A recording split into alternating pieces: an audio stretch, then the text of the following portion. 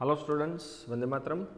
Welcome to all of you in this session number 8, last session of chapter number 21, Neural Control and Coordination. Previous session के अंदर sensory organ year और आई जो discuss करने की बात हुई थी, उसमें प्रीवियस सेशन के अंदर हमने आई का स्ट्रक्चर, फंक्शंस क्या है, कौन सा मैकेनिज्म से विजन का प्रोसेस कंप्लीट होता है वो डिस्कस किया था. Within this session we will discuss about the second sensory organ और वो है ear. So generally ear के दो sensory functions होते हैं. Number one is the hearing and number two is the maintenance of the body balance. तो एक तो hearing का functions perform करेगा, दूसरा body के balance को maintain करता है. Now we all know that anatomically ear can be divided into the three major sections. जिसमें first one is the outer ear, middle ear and inner ear. ये तीनों का डिटेल में स्ट्रक्चर हमें डिस्कस करना है. तो आप डायग्राम के अंदर देखो तो ये पूरा डायग्रामेटिक व्यू दिख रहा है ईयर का. ओके, सबसे पहले बात कर लेते हैं आउटर ईयर की. So outer ear consist of a two structure, pinna and second one is the external auditory meatus, जिसको हम लोग बोल सकते हैं एक टाइप का कैनाल. तो डायग्राम के अंदर अगर आप देखोगे तो ये वाला पार्ट है पीना and second one is the external auditory matters, मतलब उसके अंदर जो कैनाल जैसा स्ट्रक्चर है वो. तो पीना की रिस्पॉन्सिबिलिटी क्या है? सो पीना collect the vibration in the air which produce the sound. तो पीना का काम है एयर में से वाइब्रेशन कलेक्ट करना जो आगे जाकर के साउंड जनरेट करेगा. तो पीना का कैरेक्टर्स ओवल फनेल शेप का एक स्ट्रक्चर होगा. सो पीना is a Oval and funnel shape structure that have a stiff hard outer ridge, एक मार्जिन, जो मार्जिन आउटर सरफेस पे होगी एकदम हार्ड होगी, जो पार्ट का नाम है हेलिक्स. और helix with flexible lower lobe, उसका नाम होगा लोब्यूल. तो अब आपको डायग्राम के अंदर में दो पार्ट दिखाता हूँ.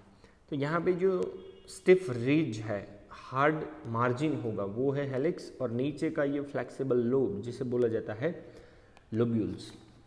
Okay, then after external auditory meatus, S shape का एक ट्यूब या तो एक canal. So external auditory meatus S shape का ट्यूब है which leads inwards and they are extend up to the tympanic membrane, और वो मेम्ब्रेन का नाम है ईयर ड्रम. तो ये पीना से स्टार्ट होने वाला एक्सटर्नल ऑडिटरी मैटर्स एक्सटेंड होता होता लास्ट में कहाँ तक जाएगा? They are move up to the tympanic membrane, और we can say that ear drum. Okay, अब ये जो एक्सटर्नल ऑडिटरी मैटर्स है उसके पास कौन कौन से कैरेक्टर्स होते हैं? So there are the very fine hair like structures. कहाँ पे होंगे? तो upper part of this external auditory, या तो एक्सटर्नल ऑडिटरी मैटर्स वाला जो अपर पार्ट है उसके पास फाइन हेयर लाइक स्ट्रक्चर्स है. क्या काम करेंगे? Prevent the entry of dust particle, कि भाई एयर जो जा रही है उसके अंदर कोई डस्ट पार्टिकल अगर है तो उनको रोकने की रिस्पॉन्सिबिलिटी ये फाइन हेयर लाइक स्ट्रक्चर्स की होती है. As well as second wax secreting gland, जो ग्लैंड को वैक्स ग्लैंड बोला जाता है. कहाँ पे लोकेटेड होगा? In the skin of pinna and the meatus. तो मैटस और पीना के पार्ट पे एक तो हेयर लाइक स्ट्रक्चर्स होगा और दूसरा वैक्स सिक्रीटिंग ग्लैंड होगा जिसका नाम है वैक्स ग्लैंड. ओके, ये वैक्स ग्लैंड क्या सिक्रीट करता है? It secrete a brownish fatty substance and this fatty substance is considered as a ear wax. तो ear wax की responsibility क्या है, क्या functions perform करता है? Which protect and lubricate the lining of canal. कि भाई canal की जो lining है वो lining को protection देना या तो lubrication provide करना, friction हो सके उतना reduce करने की responsibility play करता है ear wax, जो wax gland से secrete होगा. Okay, next one tympanic membrane, जिसको आप लोग ईयर ड्रम के नाम से भी जान सकते हो. So is composed of connective tissues which are covered with the skin outside. खुद मेम्ब्रेन है वो कनेक्टिव टिश्यूज से बनेगा, उसके बाहर की साइड मेम्ब्रेन होगा और उसके अंदर की साइड क्या होगा? Mucus membrane. तो स्किन बाहर की साइड, अंदर की साइड म्यूकस मेम्ब्रेन, और मिडल में कनेक्टिव टिश्यूज से बना हुआ tympanic membrane. Thin and slightly oval structure का मेम्ब्रेन होगा. ओके, ये टिम्पेनिक मेम्ब्रेन की इनर वॉल जो है they have a two aperture, दो अलग अलग पार्ट्स होंगे. अपर पार्ट्स को बोला जाता है fenestra ovalis and lower part is considered as a fenestra rotunda. So tympanic cavity को दो एपरेटस में डिवाइड किया जाता है, fenestra ovalis and fenestra rotunda, and both are covered by the help of membranes. अब डायग्राम के अंदर आप देखोगे तो आपको ज़्यादा समझ में आएगा कि ये टिम्पेनिक मेम्ब्रेन है। तो टिम्पेनिक मेम्ब्रेन का ये जो अपर पोर्शन है fenestra ovalis and lower portion is the fenestra rotunda, क्योंकि टिम्पेनिक मेम्ब्रेन की इनर कैविटी को हमने दो अलग अलग पार्ट में क्या किया था, सेपरेट किया था। ओके, तो यहां तक का पार्ट आया एक्सटर्नल ईयर का। Second one is the middle ear. Now we know that middle ear contains a 3 ossicles, जिसको आप लोग कभी कभार ईयर ऑसिकल्स के नाम से भी जान सकते हो। तो 3 स्मॉल मूवेबल आर्टिकुलेटेड बॉन्ड्स होंगे एक दूसरे के साथ, जॉइंट बॉन्ड्स होंगे, जिसमें पहला है मैलस हामर शेप का, इनकस एनविल शेप का, एंड स्टेप्स स्टिरअप शेप का। So malleus, incus and steps which are attached to one another in a chain like fashion, तीनों एक दूसरे से चेन लाइक फैशंस में अरेंज्ड होंगे। ओके, तो अभी आप डायग्राम देख सकते हो कि पहला मैलस है हामर शेप का, इनकस एनविल शेप का, एंड स्टेप स्टिरअप शेप का। ये तीनों बोन एक दूसरे के साथ चेन लाइक फैशंस में जुड़े हुए हैं, एंड वो तीनों का नाम है ear ossicles. So middle ear के अंदर आपको कंसिडर करना है ऑसिकल्स।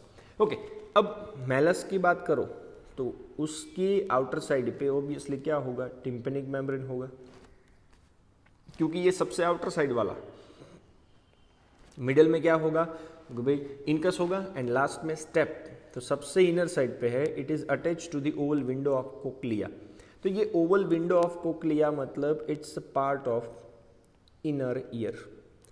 इनर ईयर का एक पार्ट है जिसके साथ ये जुड़ा होगा। तो डायग्राम के अंदर अगर आप देखो तो आपको ज़्यादातर समझ में आएगा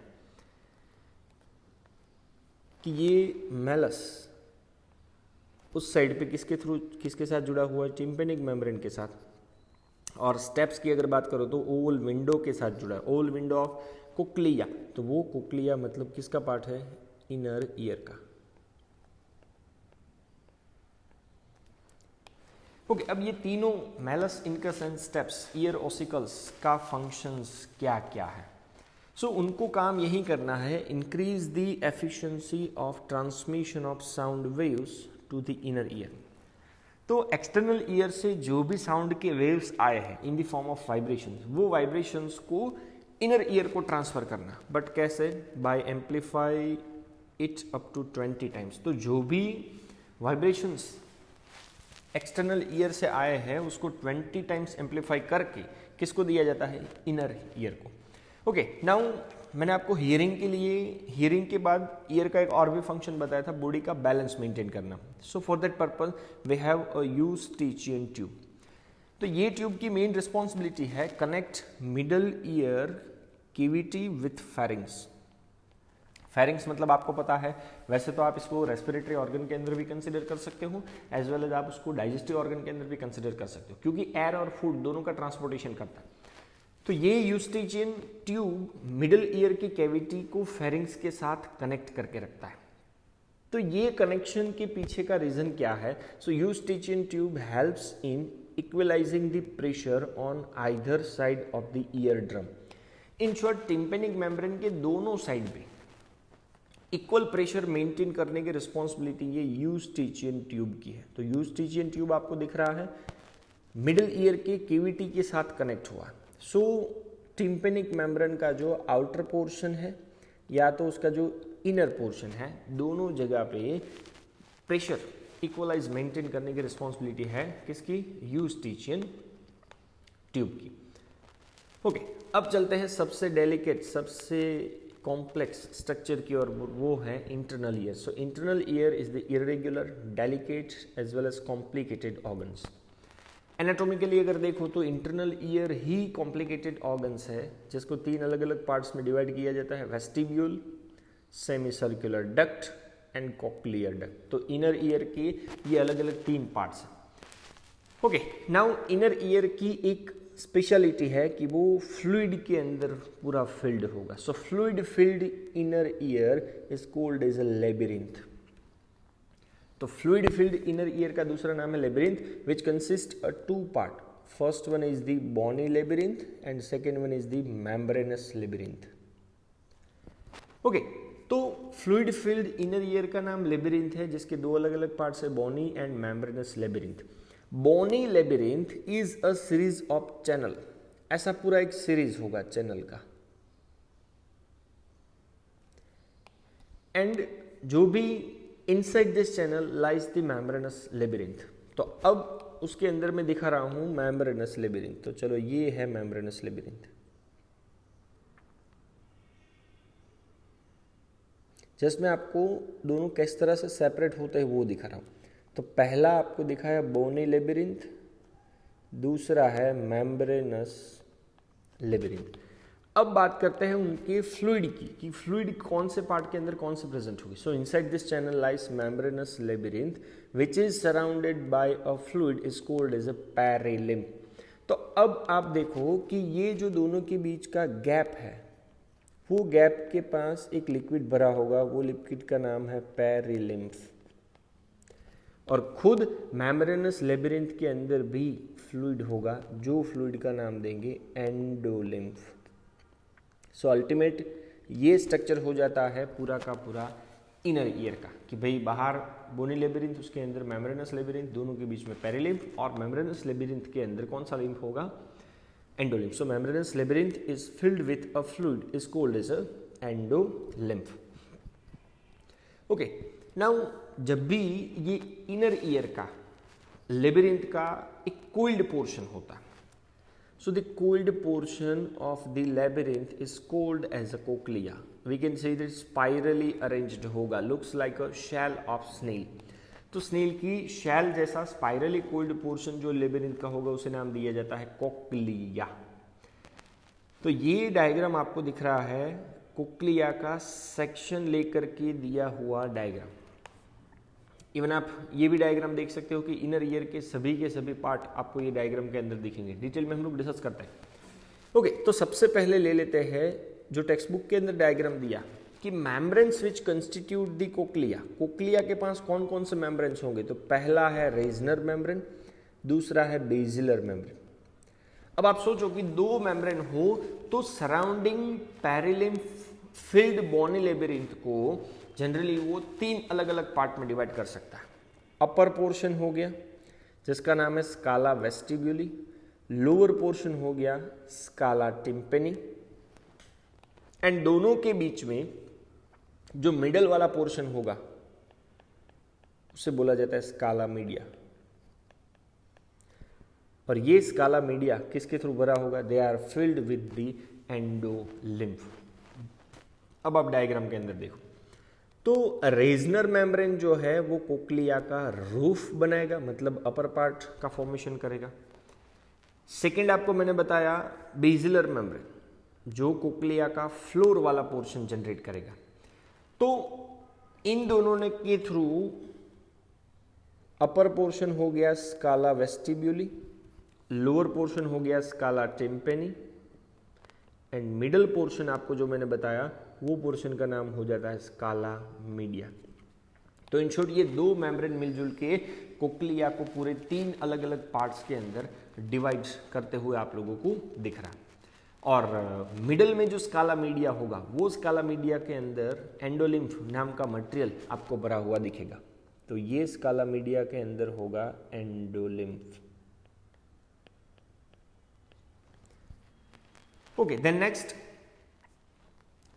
at the base of cochlea scala vestibuli ends at oval window while scala tympani terminates at a round window which opens to the middle ear। अब आप सोचो कि कोक्लिया के अंदर स्काला वेस्टिब्यूली कहाँ पे एंड हो रहा है, ओवल विंडो के पास, as well as scala tympani जो है are ended with in the round window.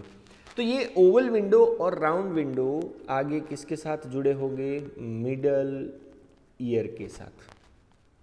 तो ये आपको कनेक्शन समझ में आ रहा कि वाइब्रेशन जो एक्सटर्नल से मिडल की ओर आया है और मिडल से वो राउंड और ओवल विंडो की ओर आएंगे। तो अब आप ये डायग्राम देखो तो उसके अंदर ज्यादातर क्लियर होगा आपको कि ये मैलस, इनकस और स्टेप्स के बाद आपको दिख रहा है ओवल विंडो और दूसरा होगा राउंड विंडो। तो ये ओवल विंडो और राउंड विंडो मिडल और इनर ईयर को एक दूसरे के साथ कनेक्ट करने की रिस्पॉन्सिबिलिटी प्ले करता है।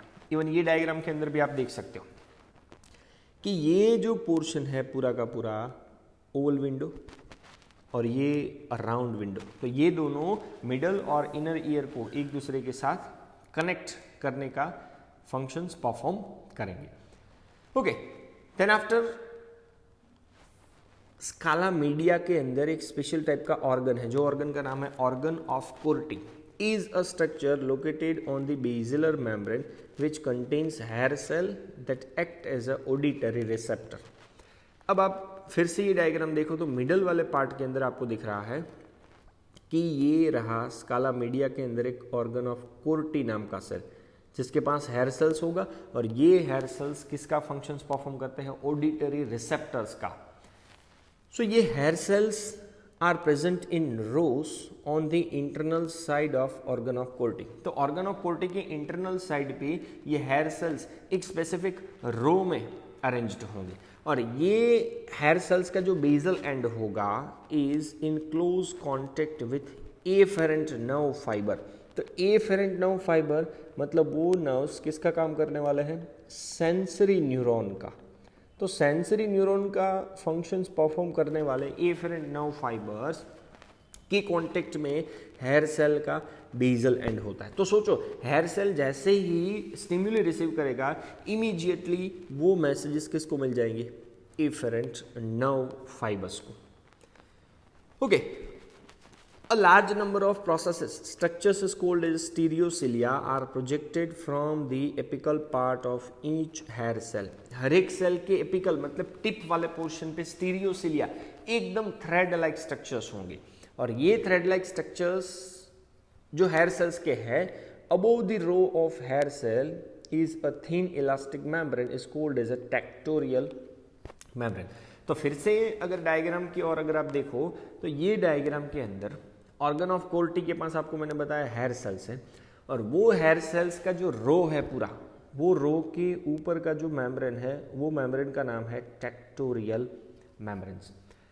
और ये सब न्यूरॉन्स आपको दिख रहे हैं कि भाई हेयर सेल्स के बेसल एंड के साथ कनेक्टेड है ताकि ये एफेरेंट नर्व फाइबर्स जो है वो आगे जाकर के मैसेजेस जब भी आएंगे तो वो सीधा किसको ट्रांसपोर्ट करेंगे, ह्यूमन ब्रेन को। इवन आप ये डायग्राम के अंदर भी देख सकते हो कि फाइनली ये आपको दिख रहा है ऑडिटरी नर्व्स, जो ऑडिटरी नर्व्स आगे जाकर के मैसेजेस किसको ट्रांसपोर्ट करेंगे, ह्यूमन ब्रेन को। ये भी दिख रहा है आपको कोक्लियर नर्व जो आगे जाकर के मैसेजेस कहाँ पे लेके जाएंगे, ह्यूमन ब्रेन के पास। ओके, नाउ चलो कोक्लिया का डिस्कशन तो हो गया। सेकेंड वन, इनर ईयर के अंदर एक और भी कॉम्प्लेक्स सिस्टम होती है। So inner ear also contains a complex system is called as a vestibular apparatus located above the cochlea. तो कोक्लिया के ऊपर अरेंज्ड एक कॉम्प्लेक्स सिस्टम जिसका नाम है वेस्टिब्युलर apparatus। एक सैक लाइक पार्ट है which consist a 2 chamber, large upper side पे लोकेटेड पोर्शन का नाम है utricle and small lower side पे लोकेटेड का नाम है सेक्यूले। तो पहले मैं आपको डायग्रामेटिक रिप्रेजेंटेशन दिखा देता हूं कि भाई वेस्टिब्यूल एक तो है क्या और उसके दो पार्ट्स कौन कौन से होते हैं। तो पूरा का पूरा पोर्शन वेस्टिब्यूल, तो वेस्टिब्यूल ये रहा पूरा पोर्शन और वो वेस्टिब्यूल का अपर एंड लोअर पार्ट, तो वेस्टिब्यूल का अपर पार्ट ये आप दिखा सकते हो जो लार्जर है वो है अट्रिकल एंड उसका जो लोअर और स्मॉलर पार्ट है उसका नाम है सेक्यूले। तो आपको मैंने बताया कोक्लिया के ऊपर एक कॉम्प्लेक्स सिस्टम होगा जो है वेस्टिब्यूल जिसके दो पार्ट्स है अट्रिकल एंड सेक्यूले। ओके, ये अट्रिकल और सेक्यूले की एक स्पेशलिटी है कि both have a 2 sensory sport, दोनों के पास ऐसे सेंसरी स्पोर्ट होंगे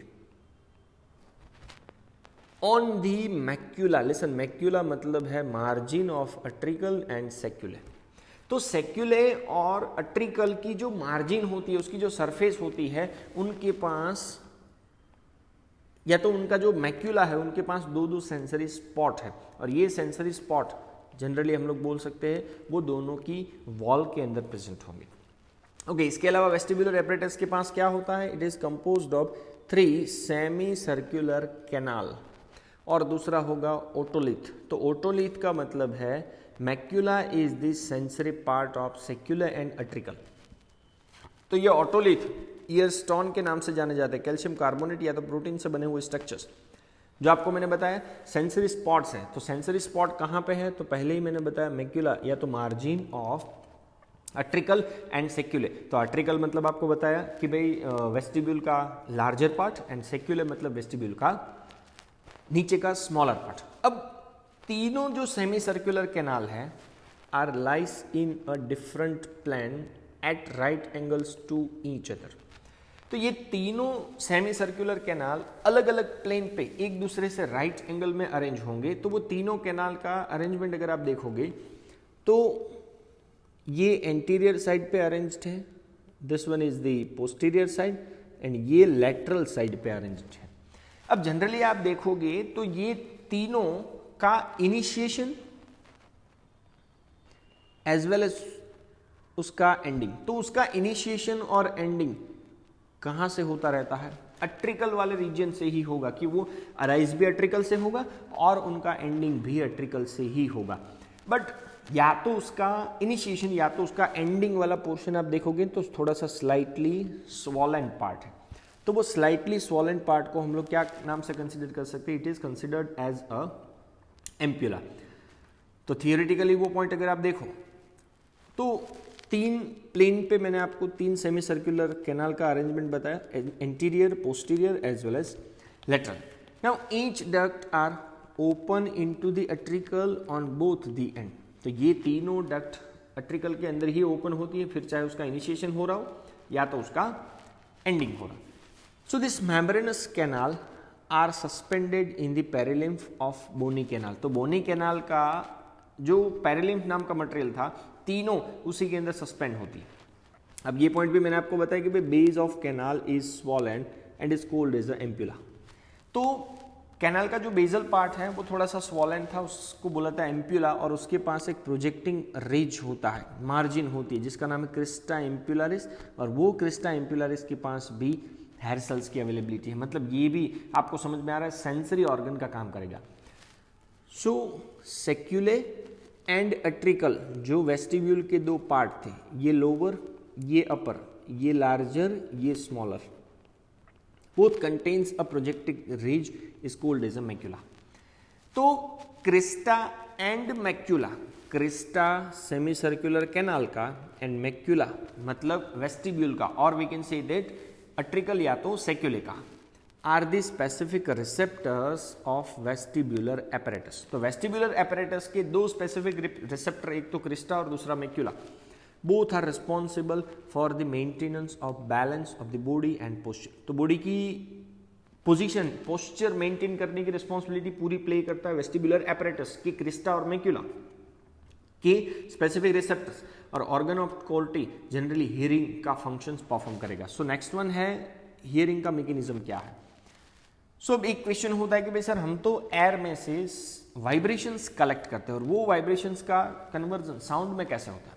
So how does ear convert sound waves into the neural impulses which are sensed and processed by the brain which enabling us to recognize a sound। तो हमने तो sound के waves दिए थे, वो न्यूरल इम्पल्स में कैसे कन्वर्ट होते हैं, कैसे उनको सेंस किया जाता है, प्रोसेस किया जाता है, और वो रिस्पॉन्स कैसा देता है जिसके थ्रू हम लोगों को वो साउंड रिकॉग्नाइज करने में इजी हो सके। सो एक्सटर्नल ईयर का काम है साउंड के वेव्स को रिसीव करना and direct them to ear drum। चलो एक्सटर्नल ईयर ने साउंड को रिसीव करके टिम्पेनिक मेम्ब्रेन को दे दिया। अब ईयर ड्रम क्या होगा, वाइब्रेट होगा in response to the sound waves. जैसे ही साउंड वेव्स आएंगे उनको रिस्पॉन्स देने के लिए ये ईयर ड्रम के अंदर वाइब्रेशंस आएगा। This vibrations are transmitted through the ear ossicles, middle ear के पास जाएंगे ये vibrations, and finally inner ear का ओवल विंडो जो था ये मैसेजेस वहां तक पहुंच जाएंगे। ओके, ओवल विंडो तक मैसेज जैसे ही गए तो vibrations are passed through the oval window on to the fluid of cochlea. Cochlea के फ्लूइड के ऊपर सीधे ये वाइब्रेशंस जाएंगे, where they generate a waves in the lymph. अब ऑब्वियसली आपको पता है कि कोई भी लिक्विड के ऊपर वाइब्रेशंस अगर आप डालो तो वो लिक्विड के अंदर थोड़ा सा वेव्स जैसा जनरेशन होने लगेगा। So the waves in lymph induce a ripple vibrations waves in the basilar membrane. तो बेसिलर मेम्ब्रेन मतलब आपको मैंने बताया था लोअर साइड पे अरेंज होने वाला एक मेम्ब्रेन, ये रहा बेसिलर मेम्ब्रेन। तो जैसे ही फ्लूइड के अंदर वेव्स जनरेट होगा, वही वेव्स बेसिलर मेम्ब्रेन के पास जाकर के उसके अंदर भी रिपल्शन क्रिएट करेगा। So this movement of basilar membrane band the hair cell. तो ये बेसिलर मेम्ब्रेन के अंदर आई हुई जो वाइब्रेशन है वो हेयर सेल्स को बैंड करेगा, प्रेस करेगा अगेंस्ट दी टेक्टोरियल मेम्ब्रेन। तो आपको मैंने बताया था टेक्टोरियल मेम्ब्रेन ऐसे था, यहां पे हेयर सेल था और उसके नीचे आपको बताया मैंने कौन सा बेसिलर मेम्ब्रेन। तो बेसिलर मेम्ब्रेन हेयर सेल को प्रेस करेगा अगेंस्ट द टेक्टोरियल मेम्ब्रेन।